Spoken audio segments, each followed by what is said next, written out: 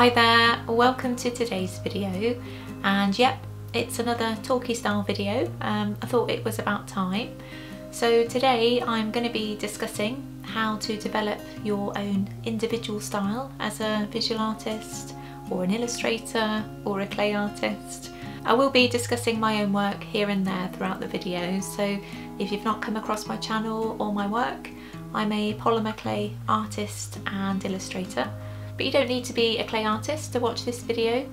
I'm going to be speaking in quite broad terms really, so I'd imagine that most visual artists or character designers would be able to get something out of this video. And it's really designed as a companion piece to a video that I did last month, I think it was, where I discussed how I developed my own individual style as an artist. So today it's all about you. Before I move on, I just wanted to briefly mention that my studio is on quite a busy road, so there'll invariably be some traffic noise here and there. I do my best to cut it out where possible in editing, but you'll no doubt hear some bits and bobs. But anyway, let's get started.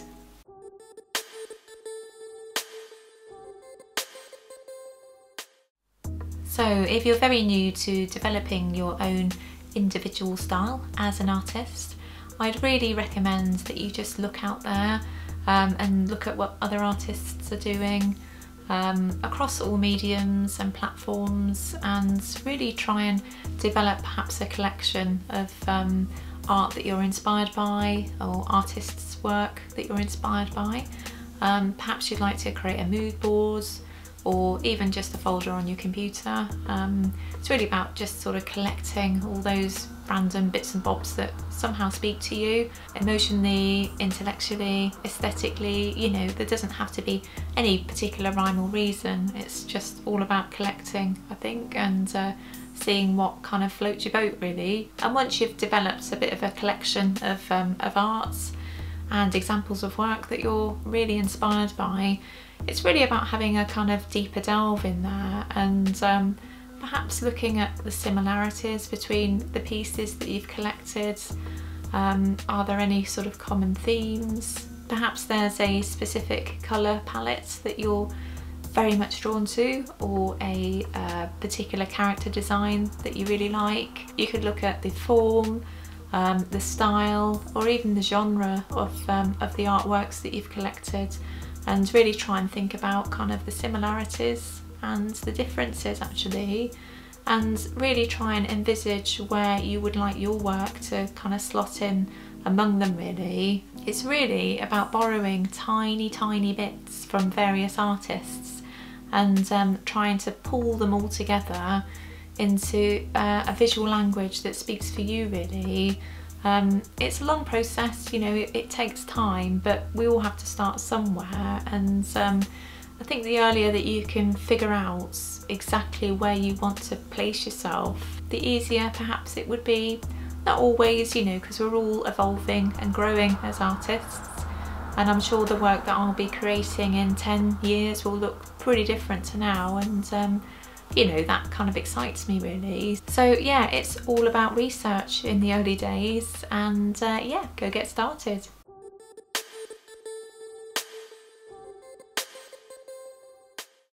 So my biggest tip to anybody out there really wanting to explore their own visual style or character design is to get drawing. And it really doesn't matter about your ability in drawing. You know, you could really be starting at the beginning of the process, or perhaps you might be a little more adept at drawing. It doesn't really matter, because it's all about just trying to explore what's in your own head really, and getting it out there on paper. Although I'm a clay artist now, I started out drawing years and years ago, and for me it was the #1 way really to express myself. So I've discussed more of that journey in the video that I mentioned earlier, so I think that should be of interest to you, hopefully. But basically it's the only time when you're learning to draw when it's kind of acceptable to copy another artist really. And these works that you're doing in the early days when you're learning to draw should basically never see the light of day. You know, they should really be for your own kind of personal use really and reference. You know, it's not good to copy another artist's work and you know, promote it in any way.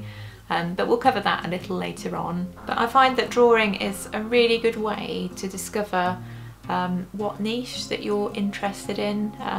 Perhaps you wanted to look at realistic work, you might be interested in sort of figurative work, perhaps you've got more of a cartoon style, or you might have a really conceptual kind of bizarre style.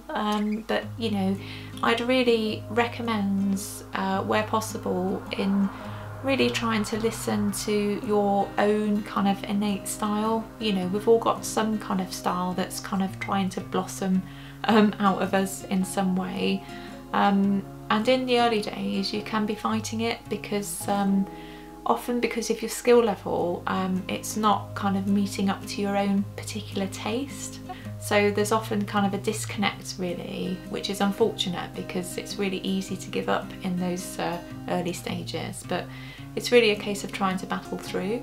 And you know, we all struggle with our innate style in the early days, but it really is a case of, you know, going with it and evolving it really into something that kind of matches up to your own particular taste level. And you know, with time and experience, you'll get there.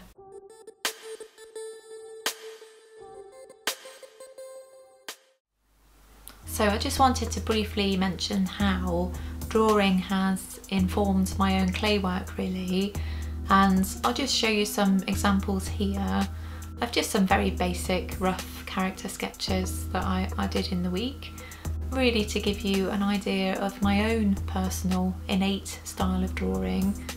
And I'm sure you'll see that there's a real kind of visual universe that the drawings share with my clay sculptural work. Sure, there's differences, but you can really see that they've come from the same hands. Well, certainly I think they do. I've got a very kind of rounded character form design going on, you know, with big eyes and very rounded shapes and very cartoon-like in essence. So I've been able to really work out my clay character design aesthetic through my drawing style, and you know, it's not an overnight process. I've been working at this for, you know, over 40 years, so it's something that, you know, grows and develops. So I'd really try and encourage you not to get put off by your early work really, because you know, if we all did that, there'd be no art out there.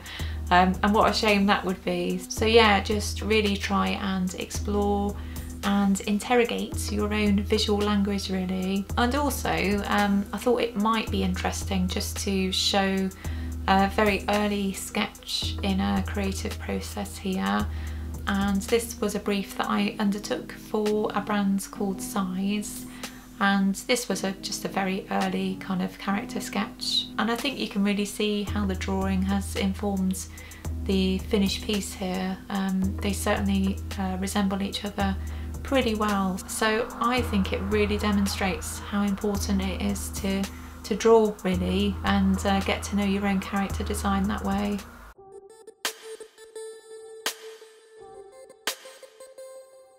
It's really important, I believe, to stand out from the crowds in terms of your visual arts, or your illustrations, or your character design, because you know, what's the point in copying somebody else or being a second-rate version of somebody else, because in the grand scheme of things you won't really be known for that particular style of work because you'll always be compared to somebody else. And for me, art is all about self-expression, and you know, how can self-expression exist when you're essentially copying another's kind of character design?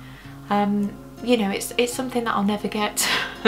To be honest, I've always been drawn to creating kind of very sort of unique work, so it's an area that kind of confuses me, I have to say. But you know, it happens. Art's getting copied every day, all the time, but you know, I think surely it's better to be known as a first-rate version of yourself and your own artwork than a second-rate copyist really.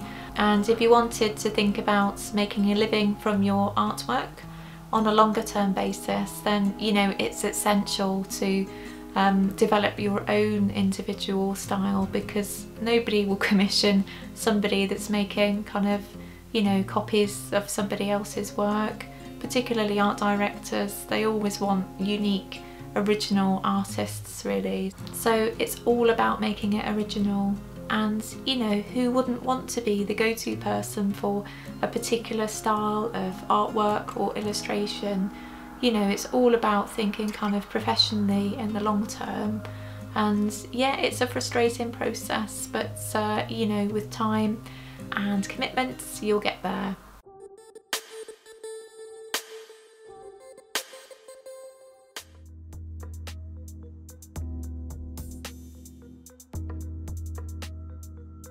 What a shame that when we talk about the art world or the illustration world, that we also have to talk about copycats.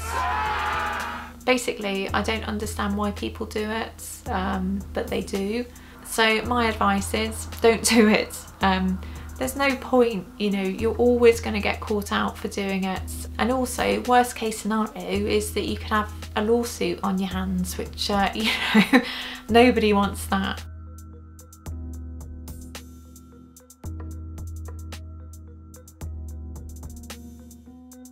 I am fortunate that I've not yet had my character design explicitly stolen. I have, however, got my eye on an artist. Well, I have for a few years now, but that's another story for another time. But yeah, I've been pretty fortunate really, and I know it's going to happen one day, and the thought of it horrifies me, I have to say. And it's the reason why I have to be pretty careful with the amount that I share on YouTube and on Skillshare actually, because you know, my aesthetic and my character design is personal to me, and you know, like all artists out there, I want to protect that. I've added a fair few tutorials to my YouTube channel over the years, and you know, I'm really happy for people to use those and to use them as inspiration for creating their own work. But when it comes to my process videos, I feel very differently about those, because you know, I'm really happy for people to look at the process and how I've put a model together, and to use that as inspiration. But when it comes to my own sort of character aesthetic, I feel very differently about that. So yeah, it's something that I'll need to, you know, consistently address on YouTube, and if it does become a problem, then I'll need to kind of rethink that, and the amounts or the style that I share. It's a shame, but you know, we have to be pragmatic about these things. And it's also the reason why I've not put up a video on Skillshare for a while, because I'm in the process really of trying to work out a sort of more generic kind of character design that I'm happy for people to use. So yeah, that's why there's been a bit of a delay on Skillshare, in case you've been wondering, but I hope to start uploading classes pretty soon over there, so stay tuned for more, hopefully.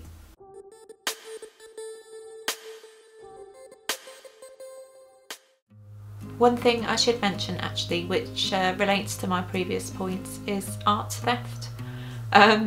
It's the bane of every artist's life out there basically, and it happens all the time.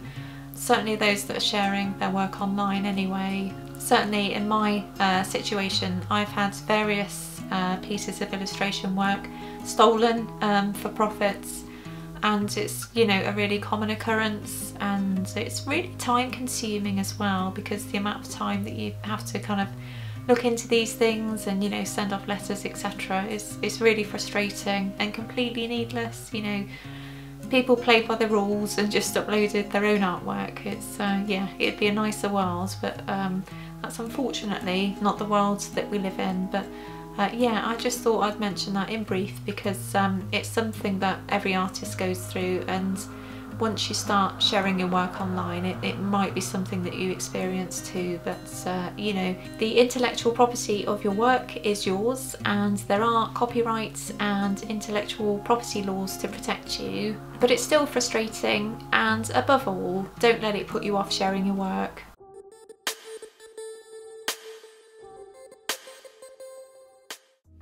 So once you're figuring out your style, it's really interesting sometimes to ask for feedback from contemporaries in your field. So for instance, with illustration, there's various hashtags that you can get involved with. And one that springs to mind in particular is the Colour Collective hashtag. And I think it's 7 o'clock on a Friday where artists just upload an illustration that they've worked on that week in response to a colour prompt that's been given to them the week before. So it's a really nice activity to get involved with, and certainly the arts and illustration community on Twitter is you know, brilliant. It really feels like you've got a load of buddies over there, so by all means go and check out the Colour Collective hashtag. But there's various other ones that you can get involved with. There's 36 Days of Type, I think it is, that is in either March or April each year. And I forgot about it this year, which was a shame, because it was something that I was meaning to do, but yeah, there's always next year. But yeah, there's all sorts of stuff out there on Instagram as well, so yeah, go and find your contemporaries, because it's a real benefit actually. The communities out there are really friendly, so yeah, go and make some buddies.